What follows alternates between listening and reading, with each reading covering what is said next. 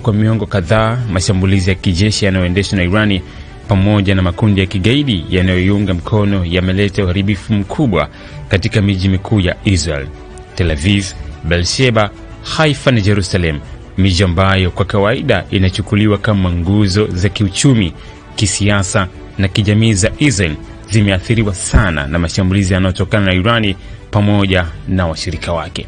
Sasa tunaangalia uharibifu wa miji mikuu ya Israel kwa kina, tukizingatia jinsi Irani inavyoshiriki moja kwa moja katika mashambulizi haya na kulinganisha na uharibifu wa Gaza, ambapo miji na vijiji vingi vimeharibiwa kabisa kutokana na vita vya muda mrefu.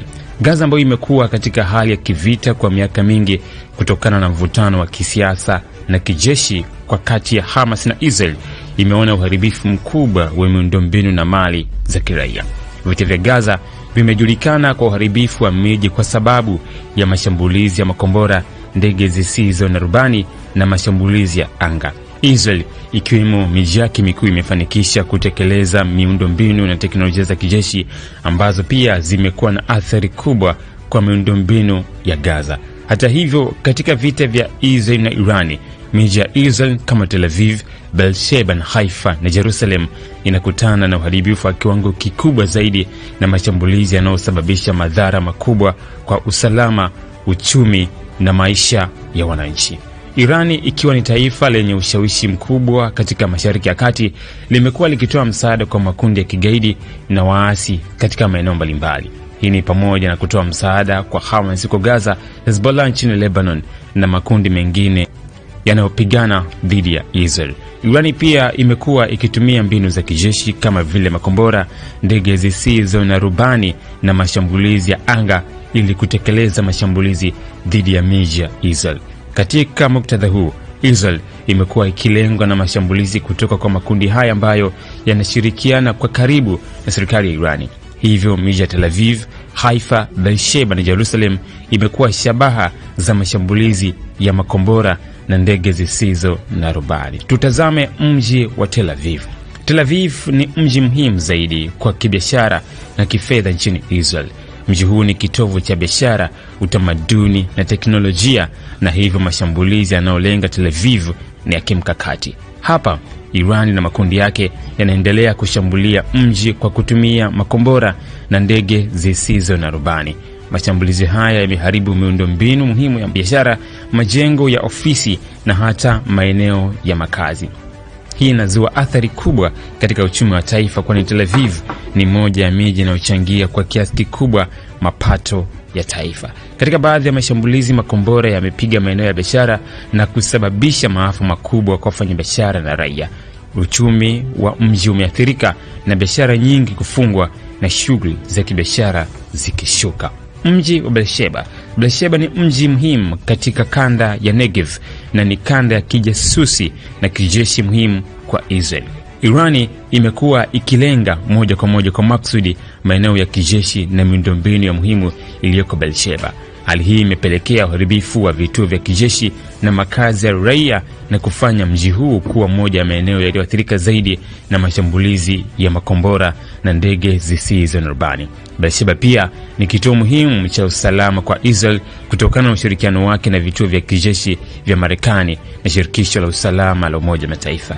Hivyo mashambulizi ya Iran dhidi ya Beersheba yanalenga kudhoofisha usalama wa Israel na kuharibu miundombinu ya kijeshi. Haifa ni mji mkubwa wa bandari na kiuchumi. Mashambulizi kutoka kwa Irani kupitia makombora yameathiri huu mji kwa kiasi kikubwa. Bandari ya Haifa, ambayo ni lango kuu la biashara na usafirishaji, imekuwa shabaha ya mashambulizi, na makombora yaliyoanguka maeneo ya bandari yamesababisha uharibifu wa vifaa vya kibiashara na usafiri. Hali hii imesababisha kupungua kwa shughuli za kiuchumi katika miji, huku biashara nyingi zikiathirika na meli zikienda haraka kutafuta hifadhi katika miji mingine. Uharibifu huu umeathiri uchumi wa Israel na kuleta hali ya usalama dhaifu katika eneo hilo. Mji mwingine ni Jerusalem.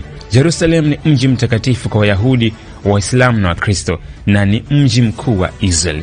Ingawa mji huu umekuwa shabaha ya mashambulizi kwa miongo mingi, mashambulizi yanayotokana na Irani na makundi yanayoiunga mkono yamekuwa makubwa zaidi katika siku za hivi karibuni. Mjini Jerusalem, maeneo ya kidini, taasisi za serikali na miundombinu ya usafiri vimeathirika kutokana na mashambulizi ya makombora na milipuko. Jerusalem, kutokana na umuhimu wake wa kidini na kisiasa, imekuwa shabaha ya mashambulizi ya kigaidi na kijeshi, na uharibifu huu umesababisha raia wengi kupoteza maisha huku miundombinu muhimu ikiharibiwa. Tishio hili limekuwa kubwa kwani mji huu ni alama ya taifa la Israel na hivyo ni lengo muhimu katika vita vya Irani na washirika wake. Uharibifu wa miji mikuu ya Israel ikiwa ni pamoja na Tel Aviv, Beersheba, Haifa na Jerusalem una athari kubwa kwa usalama wa taifa hili. Uharibifu huu unaathiri maisha ya raia, uchumi na miundombinu ya kijamii na kijeshi. Madhara makubwa ambayo yametokana na vita hivi ni pamoja na athari za kiuchumi. Uharibifu wa miundombinu ya kibiashara, bandari na viwanda umeathiri uchumi wa Israel. Tel Aviv na Haifa ni miji inayochangia kwa kiasi kikubwa mapato ya taifa. Sasa mashambulizi dhidi ya miji hii yamekuwa na athari kubwa kwa uchumi wa taifa. Athari za kiusalama. Mashambulizi haya yameathiri maisha ya raia na kusababisha vifo na majeraha. Familia nyingi zimeathirika na uharibifu wa nyumba na makazi, na miji mingi inashuhudia hali ya wasiwasi na hofu. Athari za miundombinu ya kijamii. Mashambulizi hayo pia yameharibu miundombinu ya kijamii kama vile shule, hospitali na maeneo ya ibada ambayo yanahitajika kwa huduma muhimu za jamii. Vita vya Israel na Irani